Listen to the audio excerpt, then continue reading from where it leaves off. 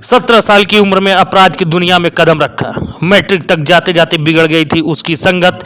अमन साहू की गैंगस्टर बनने की कहानी। गैंगस्टर अमन साहू की कहानी, जिसने बड़ा डॉन बनने की चाहत में अपराध की दुनिया में कदम रखा और झारखंड पुलिस के लिए सिर दर्द बन गया। जानिए कैसे उसने हाईटेक युवाओं को अपने गैंग में शामिल किया और कोयला कारोबारियों से रंगदारी वसूलता था। अमन की मौत के बाद कोयला व्यापारियों ने राहत की सांस ली है। गैंगस्टर अमन साहू रांची से सटे ठकुरा गांव का रहने वाला एक सीधा साधा लड़का था। उसने 17 साल की उम्र में अपराध की दुनिया में कदम रखा और देखते ही देखते झारखंड पुलिस को परेशान करने लगा।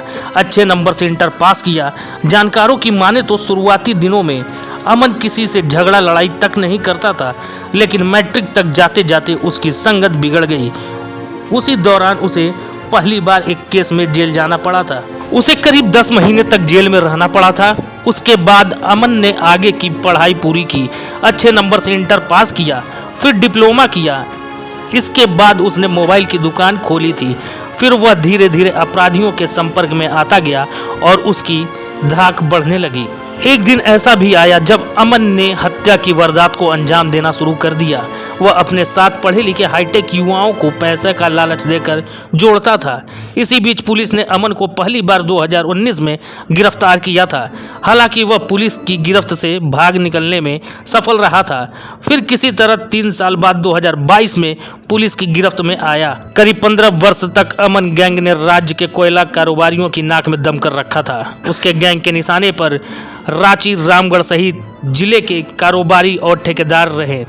उसने फोन कर रंगदारी मांगी जाती थी और रंगदारी की रकम नहीं देने पर हत्या तक करने से गैंग पीछे नहीं हटता था। अमन जेल से ही अपना आपराधिक नेटवर्क चलाता था।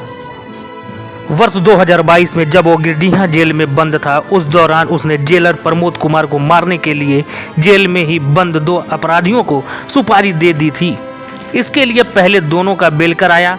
जेल से बाहर आने के बाद युवकों ने जेलर पर फायरिंग कर दी थी। हालांकि उस घटना में जेलर बाल बाल बच गए थे।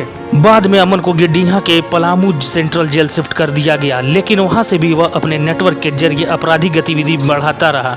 उसका नाम अंडरवर्ल्ड डॉन लॉरेंस से भी जुड़ा। जानकारों की माने तो अमन खुद पलामू पुलिस की पूछताछ में बोल चुका था कि वह शौक से अपराध की दुनिया में आया है। वह एक बड़ा डॉन बनना चाहता है। उसकी चाहत थी कि देश में सबसे अधिक केस उस पर हो, ताकि देश ही नहीं विदेश में भी लोग उसे जान सकें। अब अमन की मौत के बाद कोयला कारोबारी राहत की सांस ले रहे हैं। अब तक उस पे इतनी छोटी कम उम्र में 100 से भी ज़्यादा मुकदमे पंजीकृत थे। ऐसी ही क्राइम की कहानियाँ सुनने के लिए देखते रहिए द बवाल।